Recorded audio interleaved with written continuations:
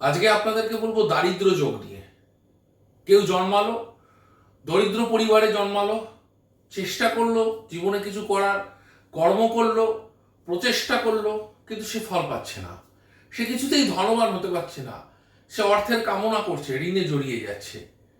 সে রোজগার পাচ্ছে না, কাজে স্থায়িত্ব পাচ্ছে না। এগুলো হয় দারিদ্র যোগ থাকলে। কিভাবে বুঝবেন?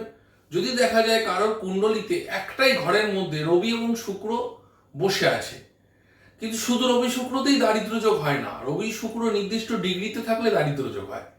যেমন অক্ষয় কুমারের কুণ্ডলিতেও রবি শুক্র যোগ আছে। তাহলে অক্ষয় কুমার কি দরিদ্র? না, দরিদ্র নয়। রবি এবং শুক্র, শুক্র হচ্ছে ধন প্রাপ্তির গ্রহ, এবং রবি হচ্ছে সে যে গ্রহের সাথে থাকে সেই গ্রহর কারকত্তাকে নষ্ট করে দেয়। রবি হচ্ছে পাপক গ্রহ, দগ্ধ করে দেয়, অস্তমিত করে দেয় রবির কাছাকাছি কোনো গ্রহ থাকলে।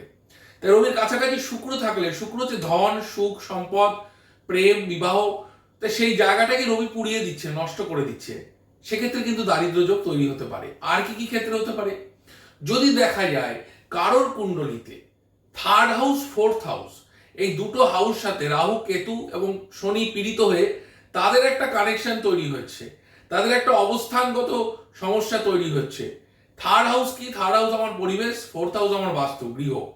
এই থার্ড ফোর্থ হাউসে নিচস্থ রাহু, নিচস্থ কেতু যদি পাপগ্রহ দ্বারা পীড়িত হয়, সেক্ষেত্রেও কিন্তু দারিদ্র যোগ তৈরি হয়।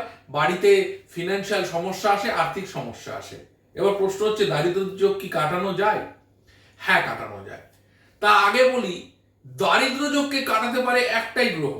সেই গ্রহটার নাম কি? শনি। শনি মহারাজ। শনিকে যদি কেউ আপনি প্রপার হাত ধরতে পারেন, তাহলে কিন্তু দারিদ্র যোগ খণ্ডন হয়। দারিদ্র যোগে জন্ম নিয়েও সঠিক কর্ম চয়ন করে একজন মানুষ শনি গ্রহের হাত যদি ধরতে পারে, শনি গ্রহের প্রতিকার যদি করতে পারে, তাহলে তার জীবন থেকে এই দারিদ্রতা দূর হয়, অর্থকষ্ট দূর হয়, এবং সে কিন্তু দারিদ্র যোগে জন্মেও জীবনে কিন্তু সফল হতে পারে। ভালো থাকবেন সকলে। নমস্কার।